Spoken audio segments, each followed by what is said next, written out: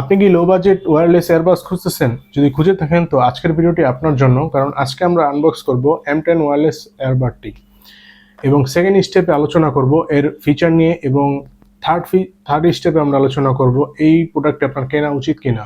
তো চলুন দেরি না করে আজকের ভিডিওটি শুরু করা যাক। তো প্রথমে আমরা এই একটি কাটার দিয়ে এটা আনবক্স করে নিচ্ছি। তো এটা ওপেন করে দেখি এটার মধ্যে কি কি আছে।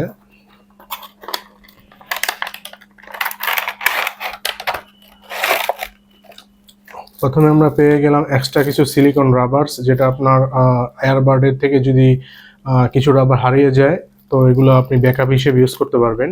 তো একটি চার্জিং কেবল দেখতে পাচ্ছি, এটা যে কোনো অ্যাডাপ্টারে আপনি লাগিয়ে এটাকে চার্জ দিতে পারবেন। এখানে রয়েছে দুইটি এয়ারবাডস, এই দুইটি হচ্ছে লাইটিং এয়ারবাডস। যখন আপনি এটা কানে লাগাবেন এটা নীল কালার জ্বলবে যদি ফুল চার্জ থাকে, আর যখন চার্জে লাগাবেন তখন এটা লাল কালার দেখাবে। এছাড়া রয়েছে একটি চার্জিং ডিসপ্লে, এই ডিসপ্লের ভিতরে কোন এয়ারবাডে কত চার্জ রয়েছে সেটা শো করবে, ঠিক আছে। তো এখন চলুন আমরা এর ফিচার নিয়ে কথা বলি। M10 ওয়্যারলেস এয়ারবাডের ফিচারগুলো হচ্ছে ওয়্যারলেস ভার্সন 5.1, এটা ফাস্ট কানেকশন দিবে, ওয়্যারলেস কানেকশন, ব্লুটুথ কানেকশন যেটা।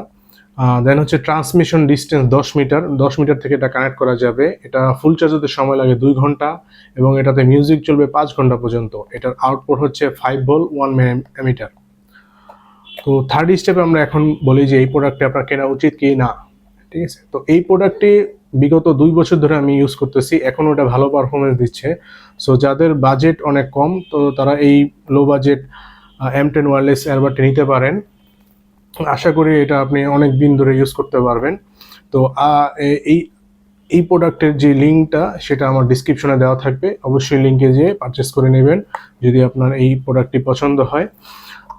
তো আশা করি আজকের এই ভিডিওটি আপনার ভালো লেগেছে। যদি ভালো লেগে থাকে অবশ্যই আমার চ্যানেলে লাইক অ্যান্ড সাবস্ক্রাইব দিয়ে পাশে থাকবেন, এবং যে কোনো প্রশ্ন থাকলে অবশ্যই কমেন্ট করবেন, এবং দেখা হবে নতুন ভিডিওতে। সেই পর্যন্ত আপনারা সবাই সুস্থ থাকবেন, ভালো থাকবেন।